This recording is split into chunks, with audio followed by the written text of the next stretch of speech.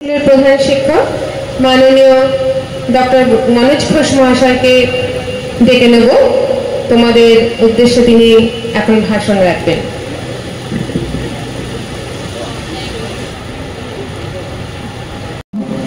প্রণাম জানাই মঞ্চ উপবিষ্ট স্বামীজি মহারাজকে, শ্রদ্ধা প্রণাম প্রশান্ত দাকে। তোমাদের জন্য প্রগাঢ় ভালোবাসা এবং সংঘের প্রত্যেক কর্মীকে আমার অনন্ত শ্রদ্ধা। আজ এই অনুষ্ঠানে খুব খুব খুব ভালো লাগছে আসতে পেরে। কি সুন্দর গান শুনলাম, তার আগে এত সুন্দর ওরা তাৎক্ষণিক এখানে এসে বক্তৃতা দিল। আমরা কিন্তু সবসময়ই পজিটিভ, মনের দিক থেকেও পজিটিভ, সবসময় চিন্তাভাবনা আমরা পজিটিভ চিন্তাভাবনাই করি। দেখো, পজিটিভ চিন্তাভাবনা স্বামীজি বলছেন, তিনি যদি বারবার বলো না পারবো না, করতে পারবো না, যেটা একটু আগে এখানে এসে বলে গেল, খুব ভালো লাগলো কথাটা, যে তোমরা এরকমভাবে ভাবছো, তাহলে না নিজের মনের মধ্যে কেমন যেন একটা সবসময় আবেশ, যেমন দেখবে একটা চুম্বক, পদার্থগুলো চুম্বককে তো আকর্ষণ করে, চুম্বক রাখলে একটা আবেশ সৃষ্টি হয়। ফলে যদি এমন হয় সবসময় আমার চারপাশে একটা ধনাত্মক আবেশ থাকে, পজিটিভ আবেশ থাকে, আমি নিজে নিজেই কেমন আস্তে আস্তে আস্তে আস্তে পজিটিভ মাইন্ডেড হয়ে যাব। কিন্তু যদি এমন হয় যে ওই না যদি সবসময় হয়, আমার সমাজ ব্যবস্থায় প্রত্যেকটি মানুষ, তোমার পরিমণ্ডলে প্রত্যেককে না, এ হয় না, এটা না, এটা আমি পারবো না, দেখবে মনন থেকেই না আমরা একটু হেরে বসে থাকি আগে থেকে। অর্থাৎ খেলার মাঠে নামার আগেই যদি আমি হেরে থাকি, সে খেলা জয়লাভ করা খুব কষ্টকর। তা এই যে বিষয়টা আমাদের মনে রাখতে হবে, অর্থাৎ আমাকে পজিটিভ মাইন্ডেড হতে হবে। ছোট একটা গল্প যা বলি, তোমরা এটা জানো, একটা হাতিকে একটা ছোট্ট খোটায় বেঁধে রাখা হয়। খোটা তোমরা বলি, যেমন ছাগল গরুকে আমরা বেঁধে রাখি, তো খোটায় বেঁধে রাখা আছে। সেই হাতিটাকে দেখে যারা পথচারীর মধ্যে একজনের মনে হলো, আরে এত বড় একটা হাতি, ছোট্ট একটু খোটাতে ওকে বেঁধে রাখা, ও তো এক টানে ছিঁড়ে বেরিয়ে যাবে, এইভাবে অথচ চুপচাপ দাঁড়িয়ে আছে কেন? তার কাছে একটা খুব বিস্ময় লাগলো, অবাক লাগলো, কি হলো? উনি তখন ওর যে মাহুত তাকে জিজ্ঞাসা করলেন, আচ্ছা ভাই, এই যে ছোট্ট একটা খুঁটাতে আপনি আপনার হাতিটাকে বেঁধে রেখেছেন, এটা যে কোনো সময় এখান থেকে ছিঁড়ে নিয়ে বেরিয়ে যাবে। উনি বললেন, না না না, ও যাবে না। আপনি এত কি করে কনফিডেন্ট হলেন যে ও যাবে না? আমি বলছি ও যাবে না। কেন যাবে না? বলে, ছোটবেলা থেকে ওই যে খোঁটাতে ওকে বেঁধে রাখা হয়েছে। ও যখন খুব ছোট ছিল তখনও বার কয়েক চেষ্টা করেছে, তখন ওর গায়ে বল কম ছিল, তখন ওটাও ছিঁড়তে পারেনি। ওই বার কয়েক চেষ্টা করে যখন পারেনি, ও আস্তে আস্তে বন্ধ করে দিয়েছে। ও জানে এটা আমি ছিঁড়তে পারবো না। ও যে এখন এত বড় হয়ে গেছে, ওর মধ্যে সেই নেগেটিভিটিটাই আছে যে আমি পারবো না, আমি পারবো না, আমি পারবো না, ফলে সে চেষ্টা করাই ছেড়ে দিয়েছে। তো এই যদি আমরা আমাদের মন নিয়ে থাকি যে আমি পারবো না, আমি পারবো না, তাহলে কিন্তু হবে না। স্বামীজি বলছেন তোমরাই আগামী। এখন এই গল্প শুনে আমাদের মধ্যে ভীষণ কনফিডেন্ট এসে গেল, আমরা পারবো, দারুণ। কিন্তু এই কনফিডেন্ট ভালো, ওভার কনফিডেন্ট ভালো না, তাই তো নাকি? হ্যাঁ, পরীক্ষা দেবো আমি, ঠিক ঠিক ঠিক আছে, ম্যানেজ করবো, কোনো ব্যাপার নেই। মা বাবা বলছেন কি রে ঠিকঠাক করতে হবে, ও ভেবো না, আমি ঠিক ম্যানেজ করবো। আমার তো ওভার ওভার কনফিডেন্ট, দারুণ ব্যাপার, ঠিক আছে। এরপর পরীক্ষায় যদি রেজাল্ট খারাপ হয়, প্রথম দোষ পড়বে যিনি খাতা দেখেছেন তার, নিখাত একদম। আর তোমরা এখন তো নম্বর পাও না, নম্বর আসে, এটা আমার খুব অবাক লাগে। মহারাজ এইরকমভাবে উনিও ভাবেন যে তুই বাংলায় কত পেয়েছিস? বাংলায় আমার না ভালো আসেনি, বাংলায় এত একটা নাম্বার 52 এসেছে। এসেছে মানে ওটা তুমি পাওনি, এসেছে হঠাৎ উড়ে উড়ে চলে এলো। তো যাই হোক, এটা আমাদের একটা ব্যাপার, এটা হচ্ছে ওভার কনফিডেন্ট, যে ওটা আমার এসেছে, ওটা আমি আরো অনেক বেশি পেতাম। যাই হোক, সেটা কথা নয়। এই ওভার কনফিডেন্ট কিন্তু ভালো না। অর্থাৎ তোমাকে এই যে কনফিডেন্টটাও কিন্তু পজিটিভ রাখতে হবে। আমাকে আগে ভাবতে হবে, অন্যকে দোষ দেওয়ার আগে। এটা আমার কথা নয়, স্বামীজি বলছেন, ঠাকুর বলছেন যে আগে অন্যকে দোষ দেওয়ার আগে তুমি ভাবো যে আমি কি ঠিক ঠিক উত্তরটা লিখেছিলাম। তিনি খাতায় লিখেছেন, তিনি তো কম নম্বর দিয়েছেন, ঠিক আছে, সেটা আমরা না হয় ভাবলাম, কিন্তু আমি কি ঠিক ঠিক লিখেছিলাম? আমি যে তোমার সঙ্গে আচরণ করছি, এটা কি ঠিক আচরণ?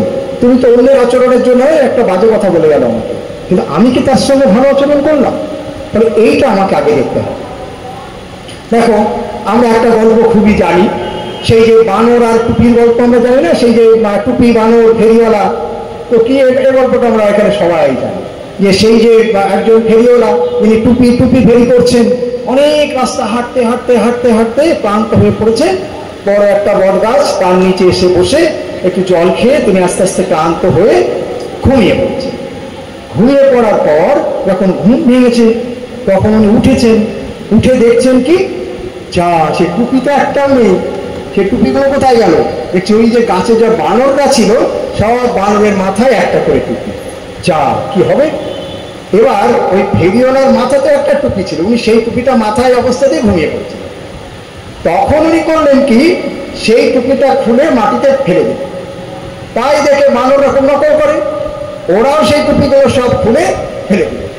ফেরিওয়ালা তখন সেগুলো সব একসঙ্গে জুটিয়ে আবার ব্যাগবন্দি করে চলে গেল। এ পর্যন্ত ঠিকঠাক ছিল, গল্প আমরা সবাই জানি। কিন্তু এরপরে আর একটা গল্প আছে, সেই গল্পটাই আমরা একটু ঢুকি। সেই গল্পটা কি? এই যে ঘটনাটা ওই ফেরিওয়ালা ওর ছেলেকে বলেছে, ওর নাতিকে বলেছে, স্বাভাবিক যেটা হয় আমাদের জীবনের গল্প তো আমরা পরবর্তী প্রজন্মকে বলি, তা সে ওর নাতি খুব মন দিয়ে সেই গল্প শুনেছে। তো ওর নাতিও ওই টুপি ফেরিওয়ালা, ওইভাবেই তার সংসার চলে আর কি। তো সেই নাতি দাদুর কাছে এই গল্প শুনেছে। একইভাবে সেও একদিন ওই রকম রাস্তা দিয়ে যাচ্ছে, যেতে যেতে যেতে যেতে সেই বট গাছের তলাই কোনো সৌভাগ্যক্রমে বা দুর্ভাগ্যক্রমে এসেছে। ও ক্লান্ত হয়ে পড়েছে, ও এরকম শুয়ে পড়েছে, ঘুম পড়েছে। একদম ঘুম ভেঙে দেখে যে সেই একই ঘটনা, সেই সব বানরগুলো সেই টুপি সব মাথায় দিয়ে বসে আছে। ও তো ওভার কনফিডেন্ট, ও তো আমি জানি। ও তখন ঘুম থেকে উঠে বলে, কোনো ব্যাপার নেই, কোনো ব্যাপার নেই, আমি টুপিটা মানে খুলে মাটিতে ফেলবো, ওরাও সব খুলে ফেলে দেবে। ও খুলে ফেলে দিচ্ছে।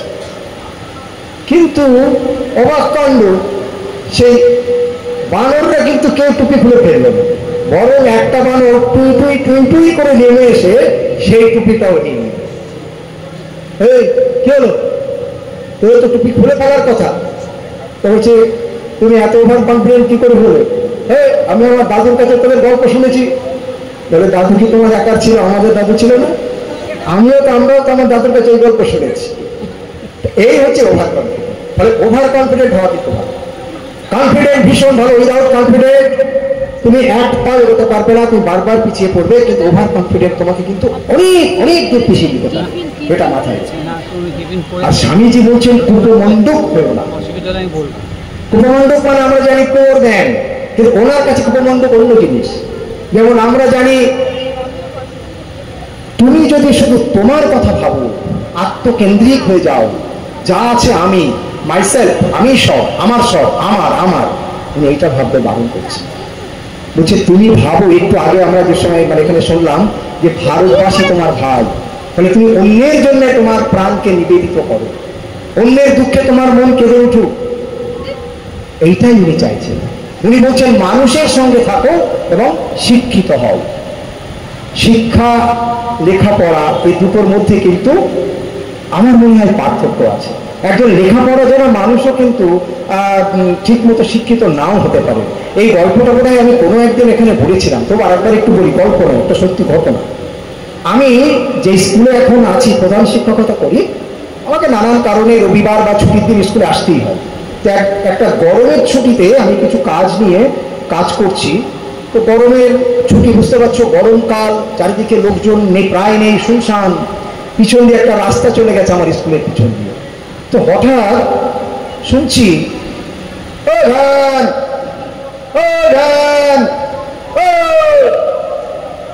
অবাক লাগলো, কি হলো? এবার দেখি দূর থেকে আরেকটা কণ্ঠস্বর ভেসে আসছে। ভ্যানের কোনো কান থাকে না, ভ্যান শুনতে পায় না, ভ্যানের কোনো মুখ থাকে না, ভ্যান বলতে পারে না। বলতে বলতে ভ্যানওয়ালা ভ্যান চালিয়ে চালিয়ে সোজা চলে যাচ্ছে। ওই লোকটা দেখছে, যায় তো খুব বেগতিক, এই দুপুরবেলা আমাদের তখন হেঁটে হেঁটে যেতে হবে। ও ভাই ভ্যানওয়ালা, ও ভাই, শুনতে পাচ্ছ? একটু এসো এসো এসো। ভ্যানওয়ালা ভ্যানটাকে ঘুরিয়ে এসে বলছে, দাদা, এইভাবে প্রথমবার ডাকলে কি খুব খারাপ লাগতো? শিক্ষা, লেখাপড়া আমরা নিশ্চয়ই পার্থক্য করতে পারছি। স্বামীজি বলছেন শিক্ষিত হও, কিন্তু লেখাপড়া এবং শিক্ষা এরা সমানুপাতিক। এটা আমরা জানি যে তোমাকে শিক্ষিত হতে গেলে লেখাপড়াটাও ভীষণ ভীষণ জরুরি। ফলে মননের যে শিক্ষা, এটা কিন্তু খুব জরুরি, বাস্তব। উনি বলছেন কি না, তুমি মানুষের সঙ্গে থাকো, মানুষ যদি তোমার সঙ্গে না থাকে, তুমি যদি মানুষের সঙ্গে না থাকো, তাহলে কিন্তু আমাদের বেঁচে থাকাটাই বৃথা। আমার এক বন্ধু, সে একটা কর্পোরেট সেক্টরে চাকরি করে। আমাদের যেমন নির্দিষ্ট সময় স্কুল আসি, কাজ করি, চলে যাই, যারা কর্পোরেট সেক্টরে চাকরি করে তাদের কিন্তু সময়ের জ্ঞান, মানে সময়ের তো এরকম বাধা ধরা থাকে না। ওদের একটা কাজ দিয়ে দেওয়া হয়, টার্গেট, আজকে আপনি এই কাজটি সম্পূর্ণ করে তবে আপনার ছুটি। তো সেটা রাত 8টা বাজুক 9টা বাজুক, যদি তুমি সেই কাজ ওই সময় না করতে পারো, তোমাকে ফাইলটা নিয়ে বাড়ি চলে যেতে হবে। বাড়ি থেকে কাজ করে পরদিন অফিসে এসেই সেই কাজটাকে জমা দিতে হবে। তো সেই রকম একটা অফিসে আমার ওই বন্ধুটি চাকরি করে। তো ও হঠাৎ ঘড়ির দিকে তাকিয়ে দেখে রাত্রি 8টা বেজে গেছে। এই রে, অনেক রাত হয়ে গেছে, কিন্তু কাজ তো এখন অনেক বাকি, কি করা যায়? ও তখন কাজগুলোকে সব আস্তে আস্তে সমস্ত পেপারসগুলো ফাইল বন্দি করে ব্যাগে ভরে বাড়ি চলে এসছে, যে বাড়ি গিয়ে কাজ করে কাজ জমা দেবো। ভালো কথা, যেমন ভাবা তেমন কাজ। ও তখন সেইগুলোকে বন্দি করে এনে বাড়িতে এসে যেই ঢুকেছে, ওর একটা বাচ্চা মেয়ে আছে। মেয়েটা খুব আনন্দ করছে, বাবাকে সারাদিন পাইনি, এ বাবা এসেছে, বাবা এসেছে, বাবার সঙ্গে খেলবো খেলবো, কি মজা কি মজা। এখন বাবার তো অবস্থা আরো খারাপ, সর্বনাশ। মেয়ের সঙ্গে খেলতে গেলে তো আমার কাজ হবে না, কিন্তু আবার মেয়েকেও নিরস্ত করা যাচ্ছে না, কি করেন? ও তখন দেখলো যে সামনে একটা পৃথিবীর মানচিত্র কাগজে আর কি পড়ে আছে ওর একটা টেবিলে। ও একটা বুদ্ধি করলো, এই তো ভালো বুদ্ধি। ও সেই মানচিত্রটাকে নিয়ে কাঁচি চালিয়ে 8-10টা টুকরো করলো, করে এলোমেলো করে সেই মেয়েটির হাতে দিয়ে বললো, মা তুমি এক কাজ করো, তুমি এইটাকে নিয়ে তুমি আবার আগের মতো করে সাজিয়ে আনো, আমি ততক্ষণে একটু ফ্রেশ হয়ে নিই, তারপর তোমার সঙ্গে খেলবো। মেয়েটি তো মহা আনন্দে সেই কাগজগুলো দলা পাকিয়ে নিয়ে পাশের ঘরে চলে গেল। যাক বাবা, বাঁচা গেল, ওইটুকু মেয়ে, ও তো ওইসব কিছুই জানবে না, করতে পারবে না। ততক্ষণে আমি ফ্রেশ হয়ে আমার কাজ হয়ে যাবে। ও এসে বলবে, বাবা আমি করতে পারলাম না, তখন ওর সাথে খেলা করা যাবে। সবে বন্ধুটি ফ্রেশ হয়ে এসে বসেছি, ল্যাপটপটা খুলে সঙ্গে সঙ্গে মেয়েটি পৃথিবীর মানচিত্র সাজিয়ে এনে বলছে, বাবা এই নাও তোমার মানচিত্র। বাবা তো বাবা, এ কি করে সম্ভব? কি রে, তুই পৃথিবীর মানচিত্র আগে কি কখনো সাজিয়েছিস? না। বলো তাহলে এত সুন্দর ঠিকঠাক করে তুই কি করে সাজাইনি? তুই কি ব্যাপার বলতো? বলছে, বাবা আমি তো তোমার মানচিত্র সাজাইনি। বলছি, সে কি মানচিত্র সাজা, এই তো একদম পুরোপুরি ঠিকঠাক সেজে গেছে। বলছে, না বাবা, তুমি কাগজটাকে উল্টে দাও, দিয়ে দেখো ওর পিছনে একটা মানুষের ছবি আছে। আমি এই মানুষটাকে ঠিক ঠিক করে সাজিয়েছি, তাতেই পৃথিবী সেজে উঠেছে। স্বামীজি বলছেন, মানুষের সঙ্গে থাকো, মানুষের সঙ্গে থাকলে দেখবে তুমি একদিন আমরা ঠিক সুস্থ সমাজ পাবো, তোমার আমার প্রত্যেকেরই মনন ঠিকঠাক থাকবে।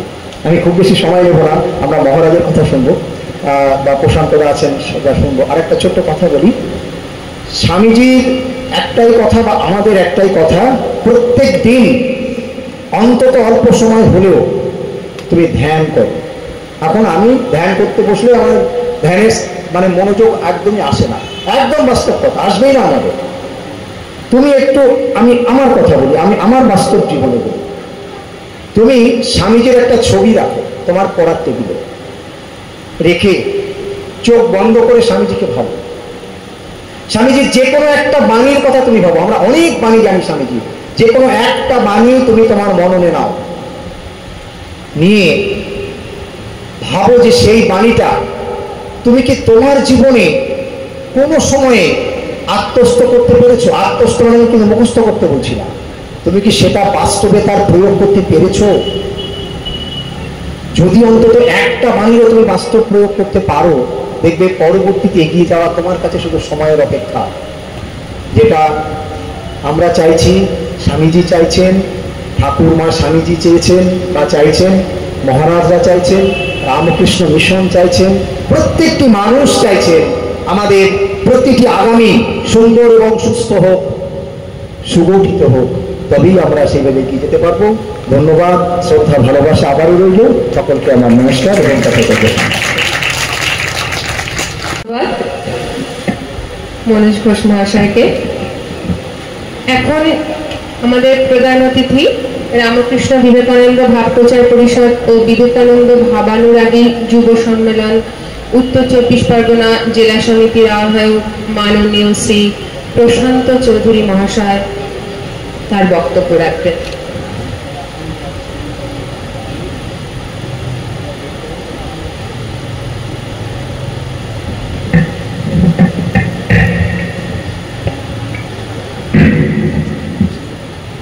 জ্যোতিরাজয় বিবেকানন্দ সুরে সচিত সুখ স্বরূপায় স্বামিনী তাপহারিণী পরশমণি শ্রী রামকৃষ্ণ পরমহংসদেব জগৎ জননী শ্রী শ্রীমা সারদা দেবী ও নর নারায়ণের পূজারী স্বামীজির শ্রী চরণে আমার সাষ্টাঙ্গ প্রণাম নিবেদন করি। গভীর শ্রদ্ধা ও প্রণাম নিবেদন করি যিনি আজকের এই স্বামী বিবেকানন্দ ভাবানুরাগী যুব সম্মেলনের সভাপতির আসন অলঙ্কৃত করছেন রামকৃষ্ণ মঠ দক্ষিণেশ্বরে, যিনি অধ্যক্ষের আসন অলঙ্কৃত করছেন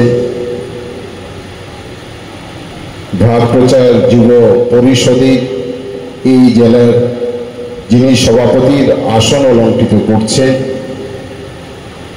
সুবক্তা সুসংগঠক পরম পূজনীয় শ্রীমৎ স্বামী ঈশ্বরপ্রদ আনন্দজি মহারাজের শ্রী চরণে আমার গভীর শ্রদ্ধা ও ভক্তিপূর্ণ প্রণাম নিবেদন করি। বিশেষ অতিথি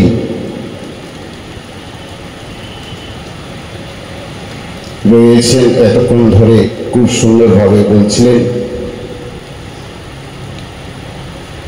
একজন কৃতি শিক্ষক, এই অঞ্চলের ছোট্ট একটি শিক্ষা প্রতিষ্ঠানকে যিনি খুব সুন্দর একটি জায়গায় নিয়ে এসেছে, অতি সুন্দরভাবে পরিচালনা করে, সেই শিক্ষক মহাশয়ের প্রতি আমার আন্তরিক প্রীতি শুভেচ্ছা ও নমস্কার।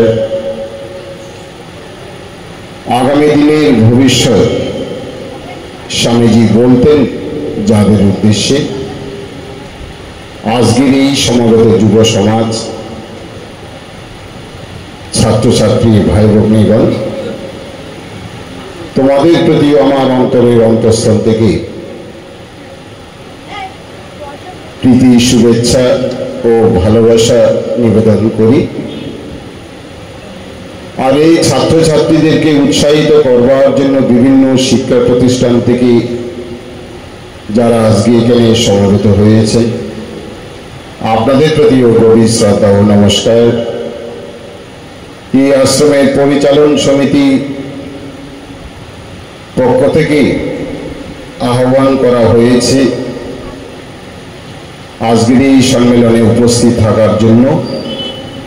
এই সুন্দর সুযোগটি করে দেওয়ার জন্য পরিচালন সমিতির প্রতিজন সদস্যার প্রতিও আমার গভীর শ্রদ্ধা ও নমস্কার।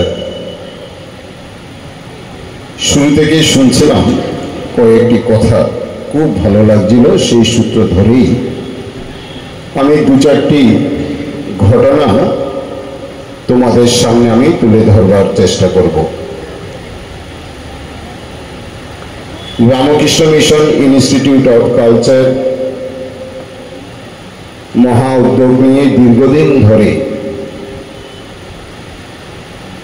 বাংলার বিভিন্ন প্রান্তে তথা ভারতবর্ষের বিভিন্ন প্রান্তে স্বামীজির ভাবাদর্শে তোমাদের মতো ছাত্রছাত্রীদের উদ্বুদ্ধ করবার জন্য এই স্বামী বিবেকানন্দ ভাবানুরাগী যুব সম্মেলন করে আসছেন এবং সেখানে আমাদেরকেও কিছুটা দায়িত্ব অর্পণ করা হয়। দায়িত্বটি কি? জেলার বিভিন্ন প্রান্তে যে সমস্ত আশ্রমগুলি রয়েছে, শিক্ষা প্রতিষ্ঠান রয়েছে, সে সমস্ত শিক্ষা প্রতিষ্ঠান বা আশ্রমগুলিতে একটি সুচারুরূপে যুব সম্মেলন অনুষ্ঠিত করা। তো সেই জায়গায় আজকে এখানে এসে খুব ভালো লাগছে। যারা একটু এখনো কথা বলছো তাদের উদ্দেশ্যে আমার একটি কথা বলার আছে। স্বামীজি কিন্তু ভালো একজন শ্রোতা ছিলেন,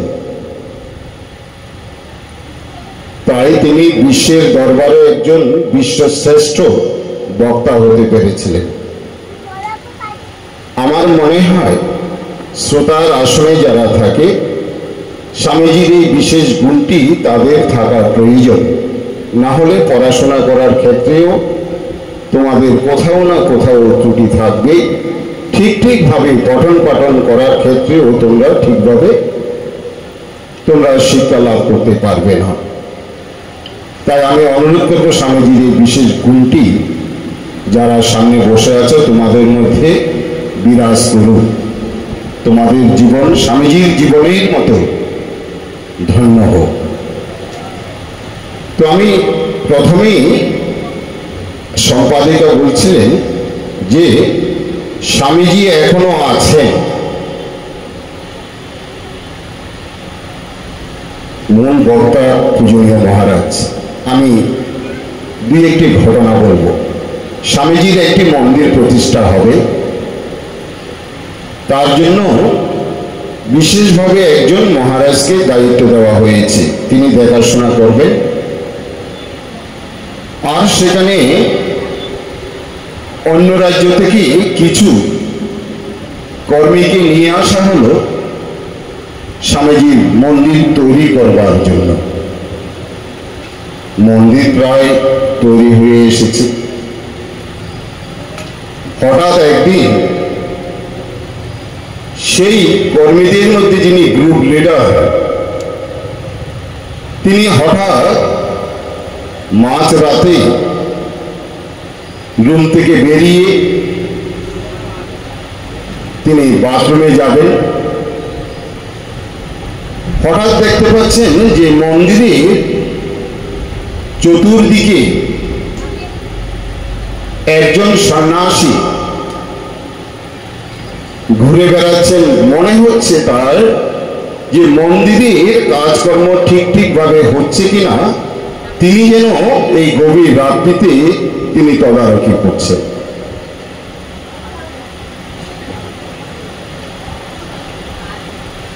সেই গ্রুপ লিডার সেই স্বামীজির কাছাকাছি গিয়ে বলছেন, স্বামীজি মহারাজ বলে ডাকছেন, কিন্তু যাকে মহারাজ বলে ডাকছেন তিনি কিন্তু অনেকটা দূরত্ব রেখে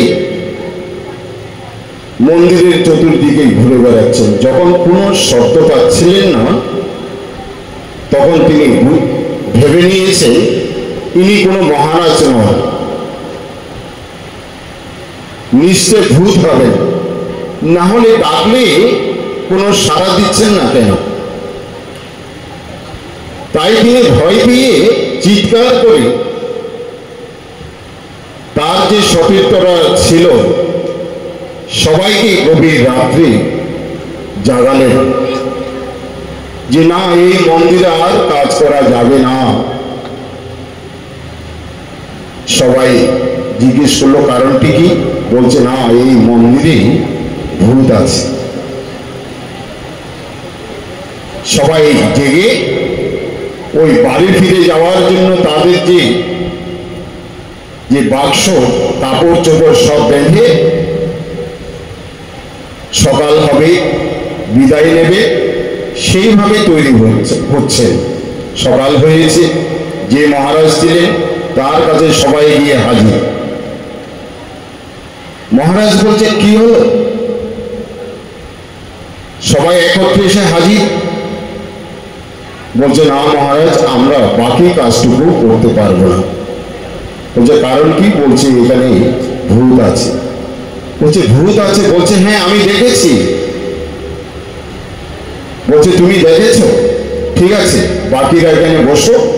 গ্রুপ লিডারকে বলছে তুমি আমার সাথে এসো। মহারাজের অফিস ঘরে নিয়ে গিয়ে বলছেন তুমি ভূত দেখেছো, আমি তোমাকে কয়েকটি ছবি দেখাবো, এই ছবির মধ্যে ভূত আছে কিনা তুমি দেখে বলবে। মহারাজ এক এক করে ছবি দেখাচ্ছে, বলছে না এইটি নয়, না না না এইটি নয়, বারবার বলার পর পরিশেষে একটি ছবি দেখলেন। ছবিটি দেখে বলছেন এই তো মহারাজ সেই ভূত। বলছে একে তুমি দেখেছো? বলছে হ্যাঁ। সত্যি বলছো? বলছে হ্যাঁ আমি দেখেছি, কাছ থেকে দেখেছি। বলছে জানো ইনি কে? বলছে কে? বলছে যার মন্দির তৈরি হচ্ছে ইনি হচ্ছেন স্বামী বিবেকানন্দ।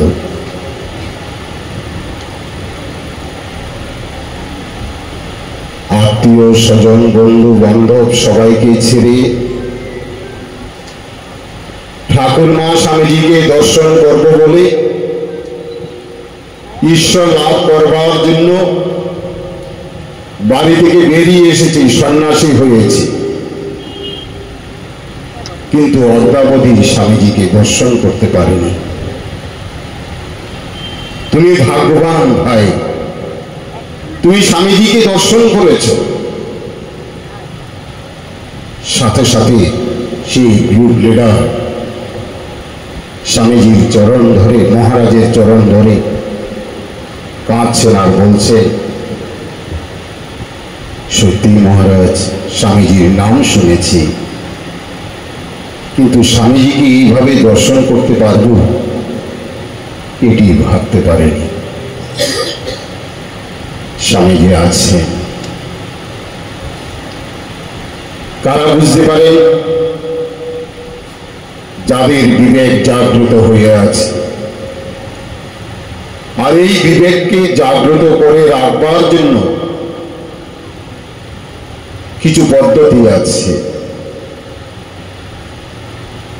যেমন ধরুন কিছুক্ষণ আগে প্রথম বক্তা যুব প্রতিনিধি যখন সে তার বক্তব্য শেষ করে ফিরে যাচ্ছিলেন, মহারাজকে প্রণাম করলেন। মহারাজ ছোট্ট করে একটি প্রশ্ন করলেন, এটি কি তৈরি করে দিয়েছে? বলছে আমার মা। মহারাজ একটু হাসলেন। আমারও হাসি পাচ্ছিল একটি কারণে, বর্তমান রামকৃষ্ণ মঠ ও রামকৃষ্ণ মিশনে সহ সংঘাধ্যক্ষ পরম পূজনীয় শ্রীমৎ স্বামী সুবিধানন্দজি মহারাজের সাথে আমার একবার এই ঘটনাটি শোনার সৌভাগ্য হয়েছিল। ঘটনাটি কি? পূজনীয় মহারাজ নরেন্দ্রপুর রামকৃষ্ণ মিশনে ছিলেন তখন। নরেন্দ্রপুর রামকৃষ্ণ মিশনের নাম শুনেছ তো তোমরা? কারা কারা শুনেছ দেখি বলো তো? প্রায় সবাই শুনেছ। শোনার কারণটি হচ্ছে সেই শিক্ষা প্রতিষ্ঠান থেকে প্রতি বৎসর এত সুন্দর ফলাফল নিয়ে ছাত্ররা বেরিয়ে আসে। পরবর্তীকালে ভারতবর্ষ তথা বিশ্বের বিভিন্ন প্রান্তে সুনামের সহিত তারা বিভিন্ন কার্যভার তারা গ্রহণ করে এবং সুন্দরভাবে পালন করে। সেই প্রতিষ্ঠানে স্বামী সুবিধানন্দজি মহারাজ যেদিন ভর্তি হওয়ার জন্য সেখানে পরীক্ষা নেওয়া হয়, পূজনীয় মহারাজ সেদিন পরীক্ষক, তাই সেখানে প্রথম ভর্তি হওয়ার জন্য একটি বালক, এক এক করে সবাই আসছে। পরবর্তীতে দেখা যাচ্ছে আরেকটি বালক এসছে। তাকে পূজনীয় মহারাজ প্রশ্ন করছেন, কিরে সারা পশ্চিমবঙ্গে অনেক শিক্ষা প্রতিষ্ঠান আছে, নরেন্দ্রপুরে কেন এসেছিস? সেই ছোট্ট বালকটি বলছে, মানুষ হতে এসেছি। যে মানুষ হতে এসেছি, এই ছোট্ট বালকটি বলে উঠেছে। আজকের এই পূজনীয় স্বামী ঈশ্বরদানন্দজির মতো স্বামী সুইতানন্দজি মহারাজ বলছেন, এই বলতো দেখি, মানুষ হতে এসেছিস এটি তুই বলছিস না তোকে কেউ শিখিয়ে দিয়েছে? তখন বলছে, হ্যাঁ মহারাজ, গত এক সপ্তাহ ধরে আমার মা বলছেন, দেখিস সেখানে মহারাজেরা থাকবেন, পরীক্ষা নেবেন, জিজ্ঞেস করা হতে পারে কেন এসেছি সেখানে, তখন কিন্তু বলবি আমি মানুষ হতে এসেছি। বলছে, কে বলেছে তোকে এটি? বলছে, আমার মা গত এক সপ্তাহ ধরে এটি আমাকে বারবার বলছিলেন, মানুষ হতে এসেছি।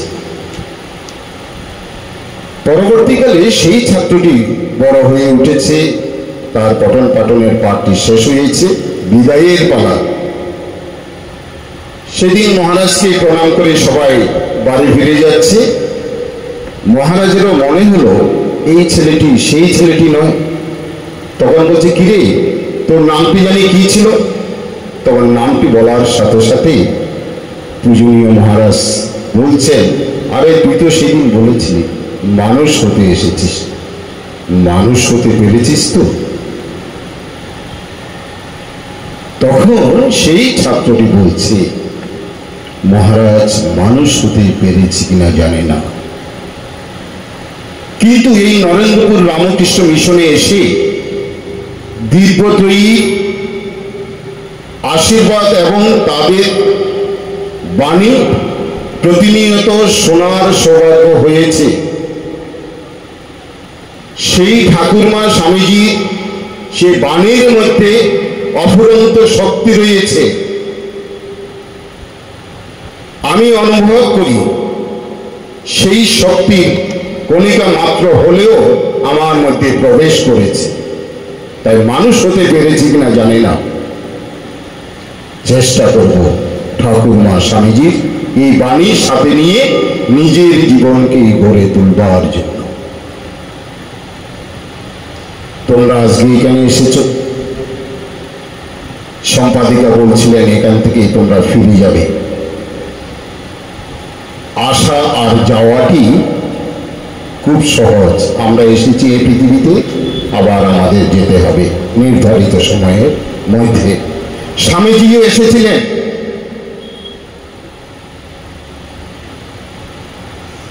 একটি নির্ধারিত সময়ের জন্য। 40 বৎসর তিনি অতিক্রান্ত করেননি। জানে না মহাপ্রভু 50 বছর অতিক্রান্ত করেছেন কিনা। কিন্তু আজ এই সীমিত সময়ের মধ্যেও এই পৃথিবীতে থেকে বিশ্বজয় করেছে। কিভাবে বিশ্বজয় করেছে? এই বিশ্বজয়ের পেছনে কার ভূমিকা আছে? নরেন্দ্রনাথ দত্তকে যখন জিজ্ঞেস করা হয়েছে, তথা স্বামীজিকে যখন জিজ্ঞেস করা হয়েছে এই বিশ্বজয়ের ক্ষেত্রে আপনি বলবেন কার অবদান সবচেয়ে বেশি? স্বামীজি বলছেন, আমার গর্ভধারিণী মায়ের অবদান রয়েছে এর পেছনে। আজকের এই শুভ দিনে তোমরা যারা ছাত্রছাত্রীরা এখানে উপস্থিত আছো, মায়ের প্রতি যে অগাধ বিশ্বাস এবং ভক্তি, যে মাকে বাড়িতে তোমরা দেখে এসেছো, সেই মায়ের প্রতি তোমাদের কার কার শ্রদ্ধা ভক্তি আছে? একটু হাত তুলবে? বাহ, তার জন্যই মনে হয় তোমরা আজকে এখানে এসেছো। কারণ তোমাদের মতো অনেক ছাত্রছাত্রী এই মুহূর্তে রবিবারের দিনটি অন্যভাবে কিন্তু তারা কাটাচ্ছে, কিন্তু তোমরা এখানে এসেছো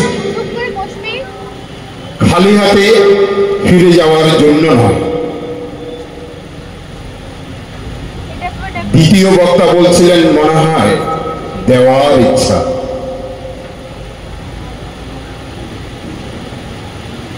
নরেন্দ্রনাথের দেওয়ার ইচ্ছা, আমাদেরও এই পৃথিবীতে অনেক কিছু দেওয়ার আছে। স্বামীজি দিতে পেরেছিলেন, আমরা কি দিতে পারি না? স্বামীজির মতো যদি আমাদের হতে হয়, গর্ভধারিণী মাকে যেমন শ্রদ্ধা ভক্তি করতে হবে, কারণ ভগবান শ্রীরামকৃষ্ণ পরমহংসদেব সুন্দর একটি কথা বলতেন, যে সন্তান গর্ভধারিণী মাকে শ্রদ্ধা ভক্তি করে না, সেই সন্তানের ডাক মন্দিরে যে মা রয়েছেন সেই মা কিন্তু শোনেন না। আর দ্বিতীয়ত হচ্ছে, তিনি বলছে আমার গুরুদেবের অবদান রয়েছে এর পেছনে। তাই যদি হয়, আমাদের জীবনেও একজন গুরুর প্রয়োজন আছে, যিনি অন্ধকার থেকে আমাদের আলোর সন্ধান দেবেন। এই গুরুচরণের ক্ষেত্রে স্বামীজি যেমন বাজিয়ে নিয়েছিলেন, কে হবেন তার গুরুদেব? কারণ যে গুরুদেব সাঁতার জানে না, তিনি কি সাঁতার কিভাবে দিতে হয় শেখাতে পারবেন? তাই গুরুদেব চয়ন করার ক্ষেত্রেও আমাদের সজাগ থাকতে হবে।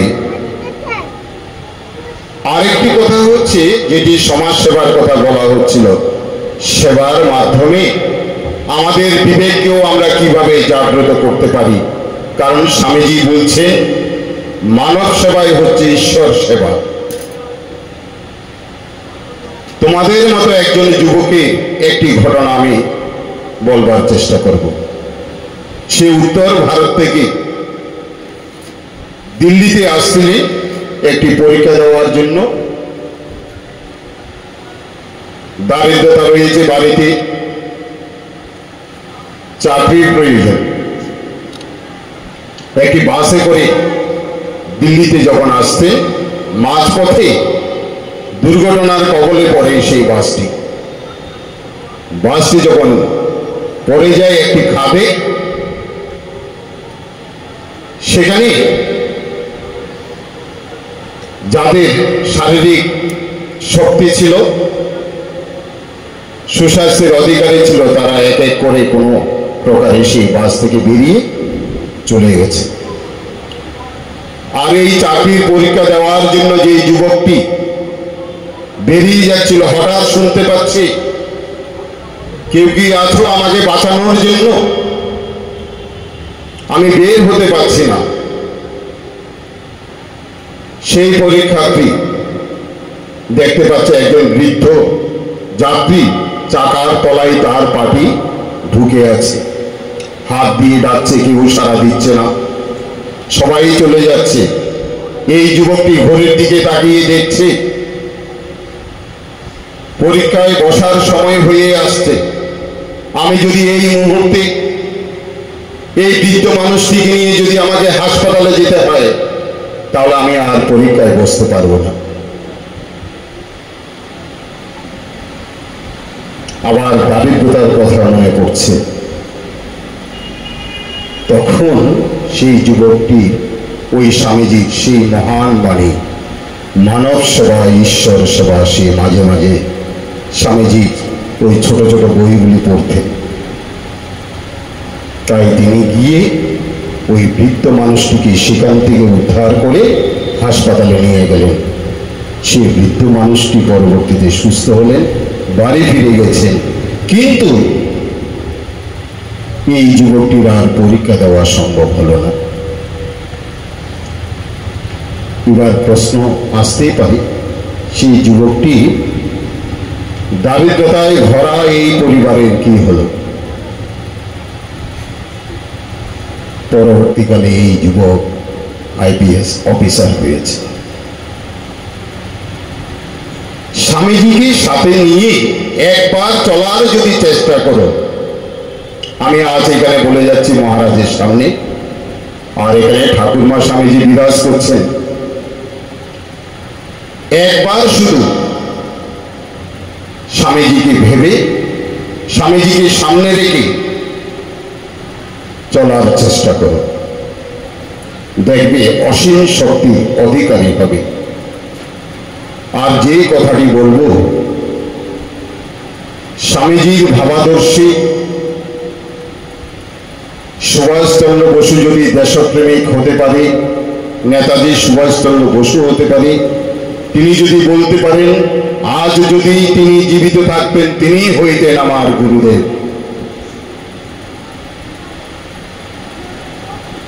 কি করেছিলেন? স্বামীজির সাথে সরাসরি কথা বলতে পেরেছিলেন?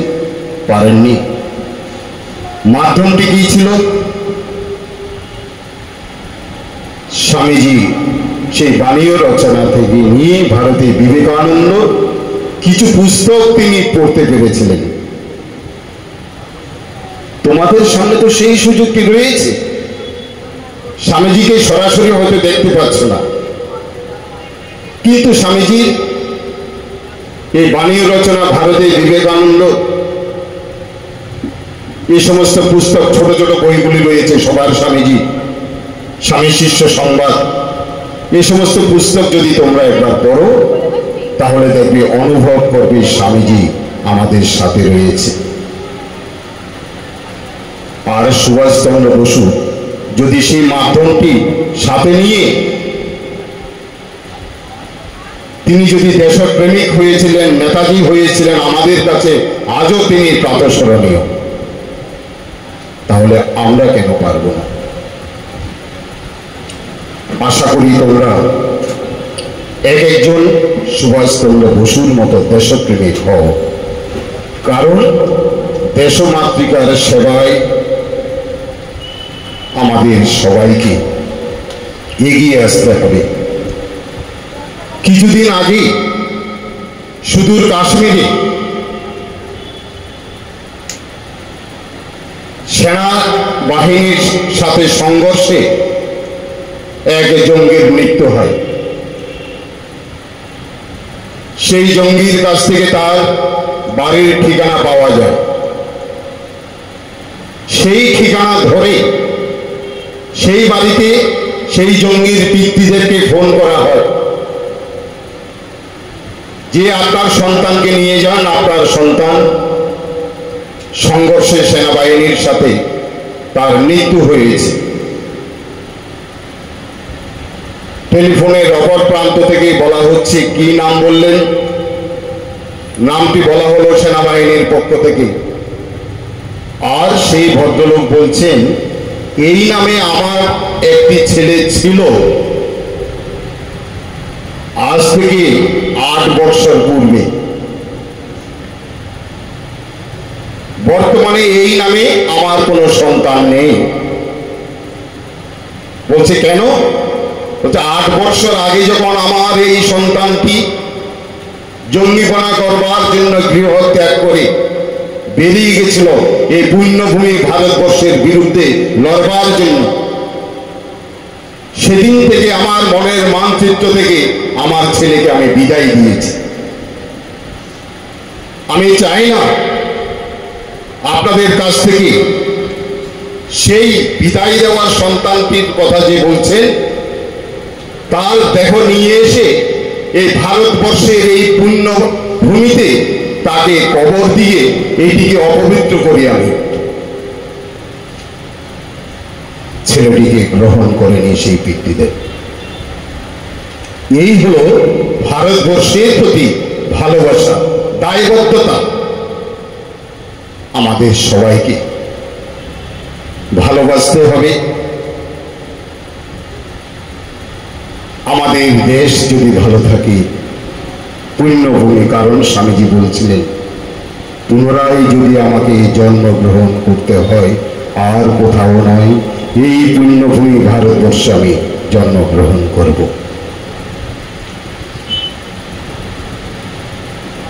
তোমাদের, আমাদের সবার উপরে দায়িত্ব রয়েছে। এই অশোকনগর হরিপুর অঞ্চলটি যদি আমাদের স্বামীজির ভাবাদর্শে, স্বামীজির ভাবান্দোলনের মাধ্যমে তোমরা যদি এটি শ্রীবৃদ্ধি ঘটাতে পারো, আস্তে আস্তে দেখবে আমাদের উত্তর 24 পরগনা জেলাটিও সুন্দর হয়ে উঠবে। আর এই উত্তর 24 পরগনা জেলায় যদি স্বামীজির ভাবান্দোলন ঠিকভাবে যদি সুসংগঠিত হয়, তাহলে এক সময় সারা বাংলা জেগে উঠবে। আর বাংলার এই রূপ দেখে সারা ভারতবর্ষ জেগে উঠবে। সম্পাদিকা বলছিলেন, চতুর্দিকে দৃষ্টি রাখলেই আমরা দেখতে পাচ্ছি সেখানে নেতিবাচক ঘটনা যেমন বেশি করে দেখতে পাচ্ছি, যারা নেতৃত্ব দিচ্ছি বা দিচ্ছে তাদের মধ্যে হয়তো নেতিবাচক দিকটা আমরা দেখতে পাচ্ছি। কারণ হচ্ছে স্বামীজির ভাবধারা তাদের মধ্যে নেই বলে। কারণ বিশ্বকবি রবীন্দ্রনাথ ঠাকুর বলেছিলেন, বিশ্বের মধ্যে যদি এমন কোনো ব্যক্তি থাকে যার মধ্যে সবকিছু ইতিবাচক, তিনি হচ্ছেন স্বামী বিবেকানন্দ। তাই তো বিদেশি নোবেল বিজয়ী রোমা বলেছিলেন, আমার দৃষ্টিতে বিশ্বের মধ্যে শ্রেষ্ঠ ব্যক্তি হচ্ছে স্বামী বিবেকানন্দ। তোমরা আজ এখানে সমাবেত হয়েছ, আমি আর দীর্ঘ সময় নেব না। যেটুকু আলোচনা হয়েছে সেই আলোচনার সূত্র ধরে কয়েকটি কথা শুধু নিবেদন করলাম। ভালো লাগবে যদি আজ এখান থেকে ফিরে যাওয়ার পর বাড়িতে যখন জিজ্ঞেস করবে তোমাদের মা বাবা, সারাদিন কাটিয়ে এসেছিস, কি পেলি, যদি আজ এখান থেকে কিছু নিয়ে যেতে পারো, তাহলে দেখবে আগামী বছর যখন যুব সম্মেলন হবে, যখন বলবে সারদা সেবা সঙ্গী যুব সম্মেলন হচ্ছে, তোমাদেরকে বাধা প্রদান করবে না। শিক্ষক মহাশয় বসে আছে, শিক্ষা প্রতিষ্ঠানে ফিরে যাওয়ার পর প্রধান শিক্ষক বা প্রধান শিক্ষিকা মহাশয়া জিজ্ঞেস করবেন, সারাদিন কাটিয়ে এসে কি পাওয়া গেল। যদি তোমাদের চলন বলনের মধ্যে যদি পরিবর্তন দেখতে পায়, তাহলে পরের বার যখন যুব সম্মেলন হবে, কি শিক্ষক শিক্ষিকা, কি অভিভাবক অভিভাবিকা, কেউ তোমাদেরকে বাধা সৃষ্টি করবে না। যদি এখান থেকে যাওয়ার পর যদি কোথাও যদি আমাদের জীবনে যদি পরিবর্তন না আসে, তাহলে কিন্তু প্রশ্ন উঠবে যুব সম্মেলনে গিয়ে কোনো কাজ হয়নি। আমার পরবর্তী বক্তা সুবক্তা পরম পূজনীয় শ্রীমৎ স্বামী ঈশ্বরপ্রতানন্দজি মহারাজ। আমার ভালো লাগে মহারাজকে এই জন্য, যুবকদেরকে নিয়ে তিনি কাজ করতে চান। যখন সবাই বিশ্রামে যায়, 15 দিন পর রাত 9:30টায়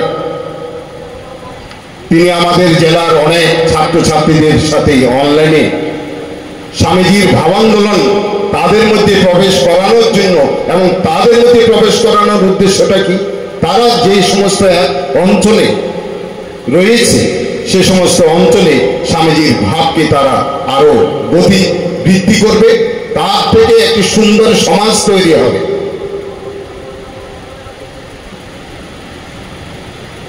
তাই পূজনীয় মহারাজ আমার পরেই বলবেন, ভুলভ্রান্তি ক্ষমা করবেন। আমি এই আশ্রমকে ধন্যবাদ জানাবো, স্বামীজি বিষয়ক 2-4টি কথা নিবেদন করার যে সুযোগ করে দিয়েছেন তার জন্য। পূজনীয় মহারাজের প্রতি গভীর শ্রদ্ধা নিবেদন করি। মঞ্চে বিশেষ অতিথির প্রতিও গভীর শ্রদ্ধা এবং তোমাদের প্রতি ভালোবাসা নিবেদন করে আমার সংক্ষিপ্ত বক্তব্য এখানে শেষ করলাম। স্বামীজির কাছে তোমাদের শ্রীবৃদ্ধি কামনা করি, শুভাশীর্বাদ যেন তোমাদের উপরে বর্ষিত হয় এই কামনা করে আমার বক্তব্য এখানে শেষ করলাম। জয় স্বামীজি।